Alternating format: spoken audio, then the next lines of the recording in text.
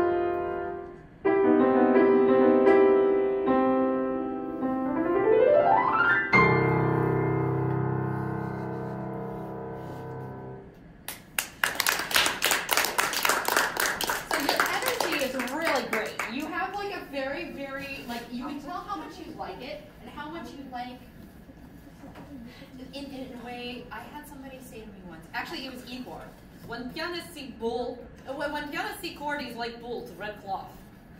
You got a little bit of that. I approve. Because I also like demolishing an instrument. Like I like pummeling an instrument. It's like deep in my nature of things that I love.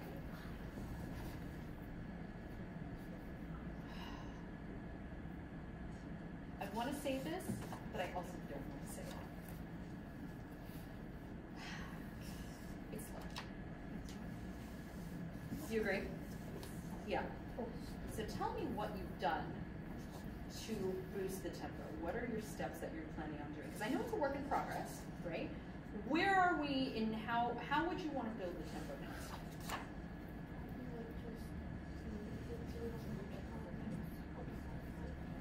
Why up it by 5? Why not 10? Why not something more significant?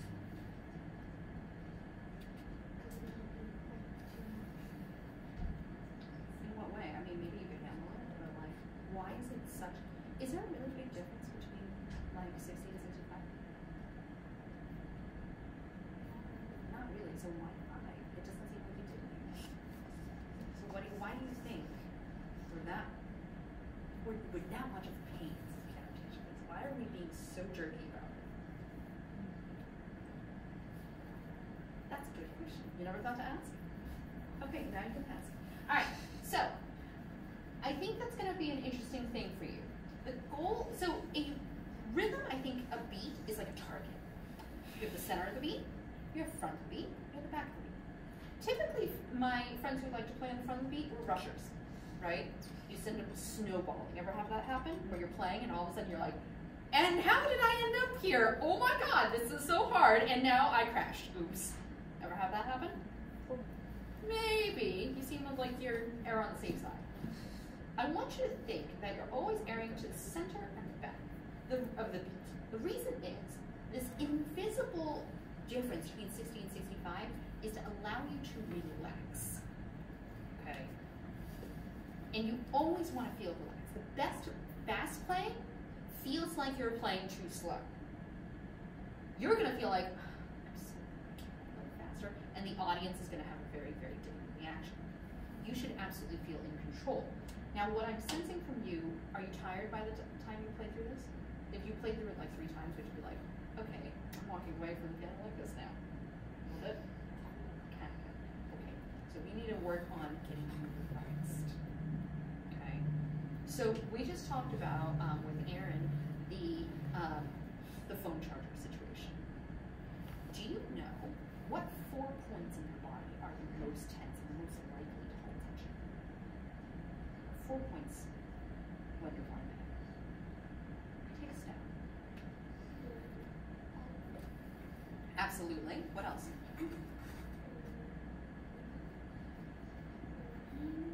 Is somewhere in the hand. Think of other parts that we accidentally hold. So shoulders. Yeah, so we're talking big joints. Shoulders, your elbow, wrist.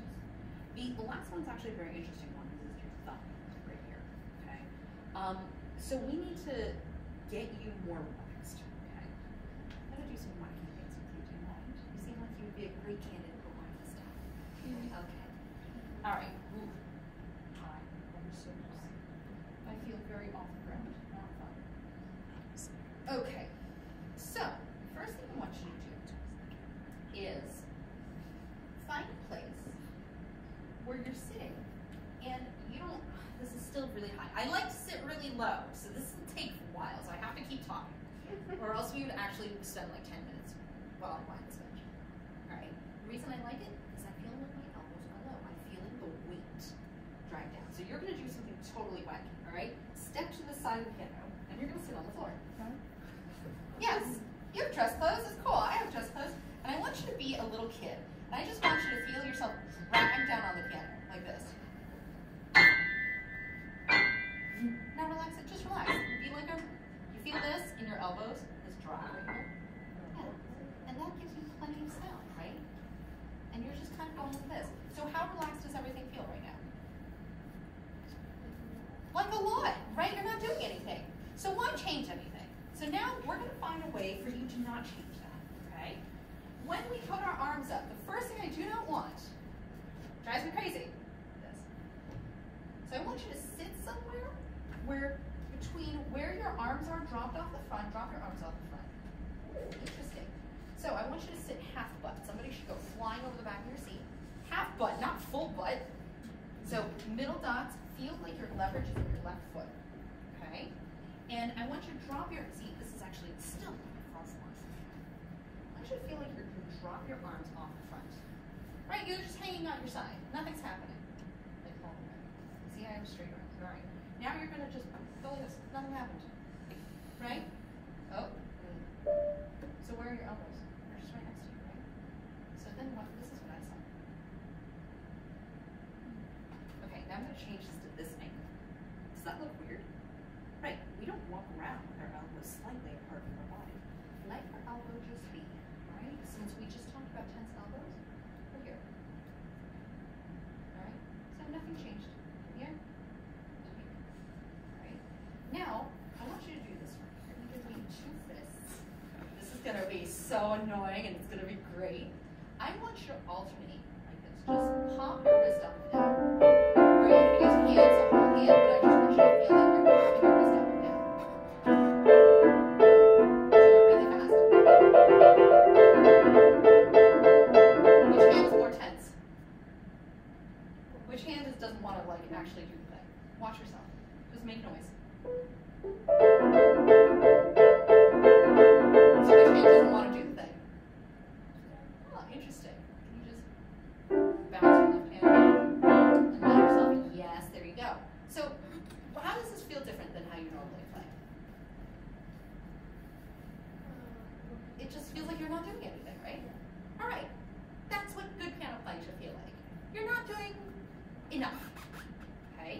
And that's when you know technique feedback really helps.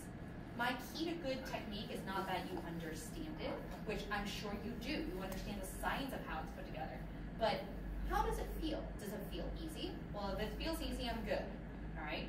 So I want you to start your piece again. And instead of actually like playing it, I just want you to really gently get everything in position. You're gonna go.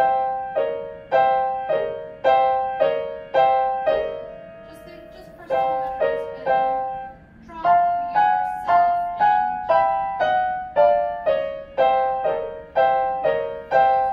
and floopy. I don't care if you play some wrong notes or smack some notes with your palm, but I want you to be really, really just like let all this take care of it.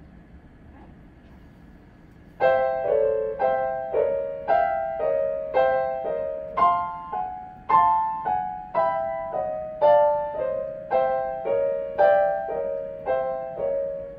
Better, okay?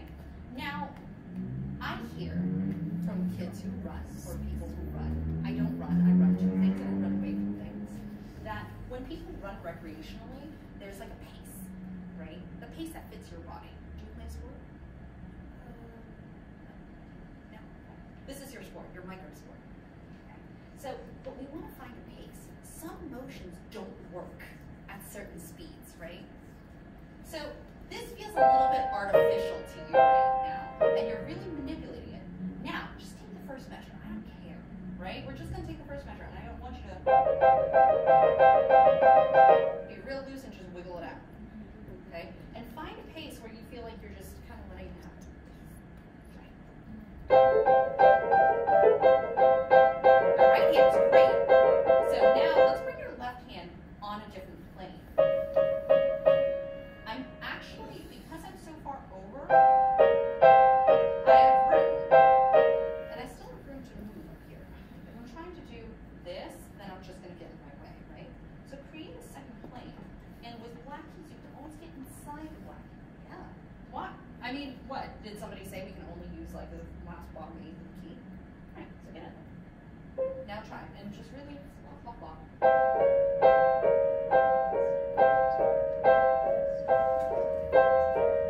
There we go. Don't try faster, just speed it up as you go. There you go. Does that feel different? Like you're not doing it, right? Now the issue again, we need to have focused contact point, or else you're just gonna kind of like floop everywhere, right? So as you change this, make sure that your contact point stays firm. Let's try like the first couple measures at your faster tempo that you think that's all gonna work, but just at that tempo and just keep yourself moving. And all you're doing is targeting and kind of flooping it. You do it. Keep going.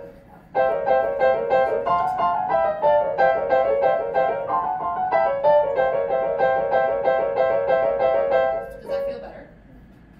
Faster. And now you can really hear the melody. Right? So that melody then comes out. Okay? So tell me more about this chord. We just plopped down a chord. We've used weight. Well, what do we want to hear? All three notes? Should they? Right? So where then is our arm? How do we get our arm lined up so we play that chord in a more musical way? I want you to watch your elbow. Yep. See? There's that duck elbow.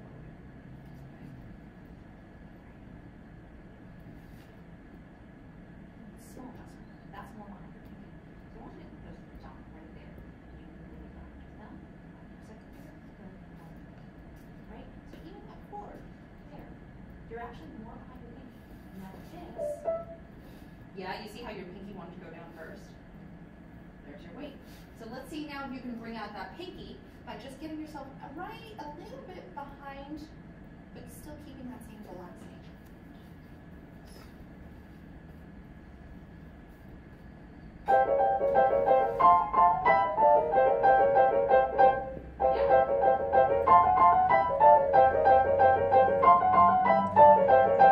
I hear that a lot better, right? That sounds better to me. And also, now you can show me the accents.